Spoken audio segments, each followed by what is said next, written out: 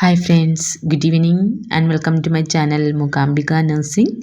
Friends, here we are discussing questions for RRB staff nurse exam preparation, also ESIC, AIIMS NORCET, DME Kerala PSC exam, also insurance medical service JPHN exam. Here in this video we can see previous year questions, also important questions for exam. We will see the question. First question, one set of puberty before the age of 8 years in girls is called. Options: option A Tilaki, option B Menarche, option C precocious puberty, option D none of this.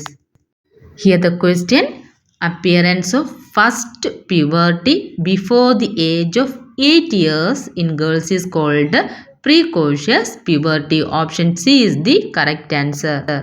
First option Tilaki means appearance of breast bud, and second option Menarche means first menstruation, that is occurrence of first menstruation usually between the age of 11 to 15 years or 12 to 15 years.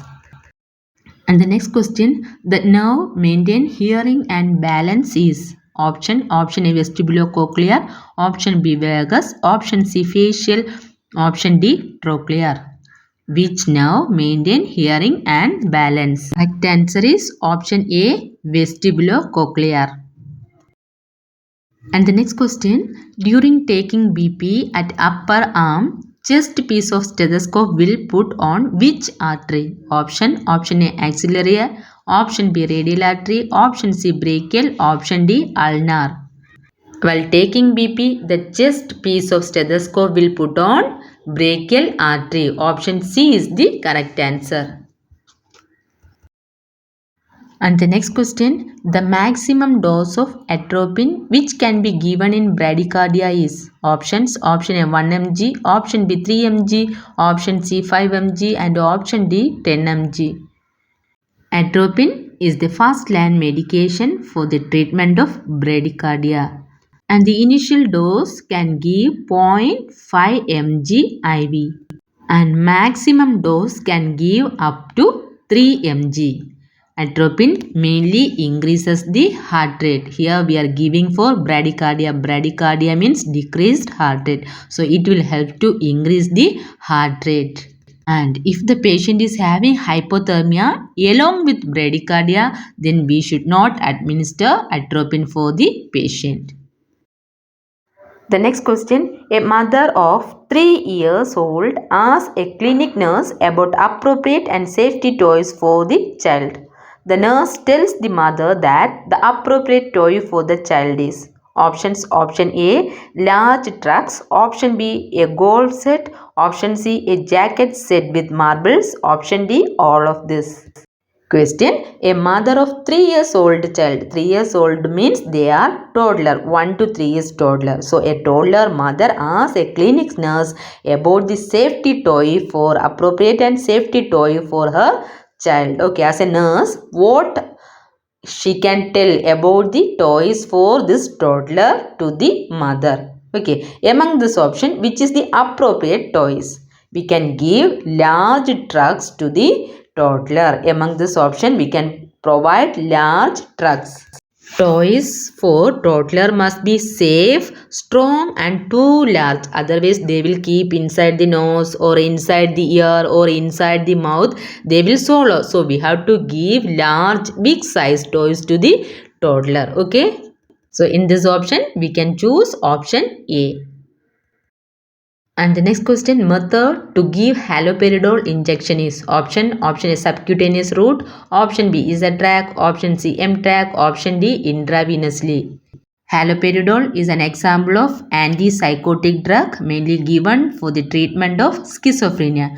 It is usually given in Z-track manner or Z-track method. Usually, the skin irritating or tissue irritating drugs we are giving in Z-track method. Here, haloperidol is also given in Z-track method. And the next question, what is the dose of zinc given to a 4-month-old child in diarrhea is?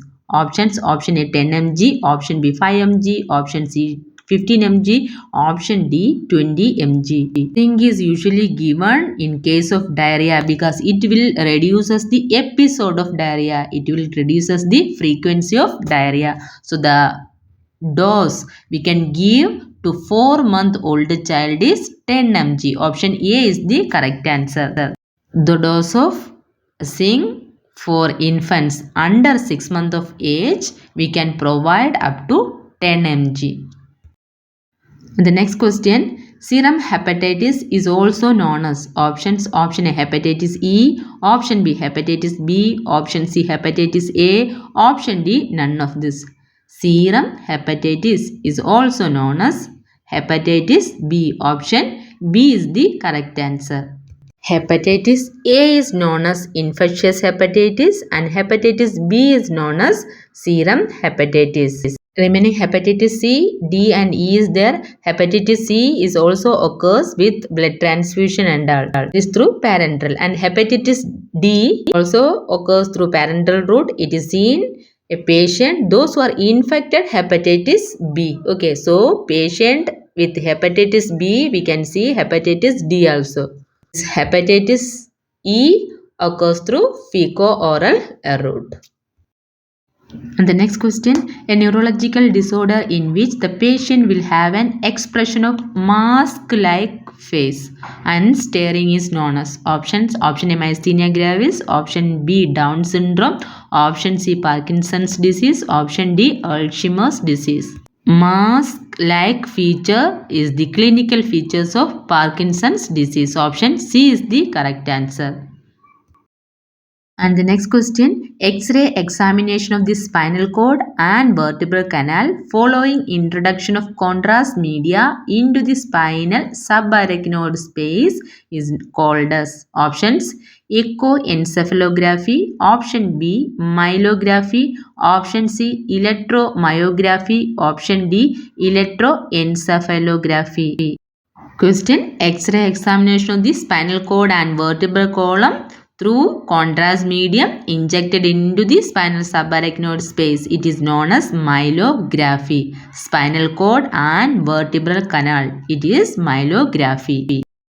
The next question, which of the following analgesic drugs lack anti-inflammatory action? Options, option A ibuprofen, option B paracetamol, option C diclofenac sodium and option D all of this. Among this, which analgesic drug lack anti-inflammatory? Which analgesic drug not having anti-inflammatory action? It is paracetamol. Paracetamol is antipyretic and analgesic but not anti-inflammatory. Ibugesic and diclofenac sodium, it is analgesic and anti-inflammatory in action. And the next question, function of aspirin is options, option A analgesic, option B anti-inflammatory and option D antiplatelet. Aspirin is an example of analgesic, anti-inflammatory and antiplatelet. So all of this is the correct answer, option D. Here we discuss previous year questions, also important questions for exam preparation. Surely these questions will guide you for your studies.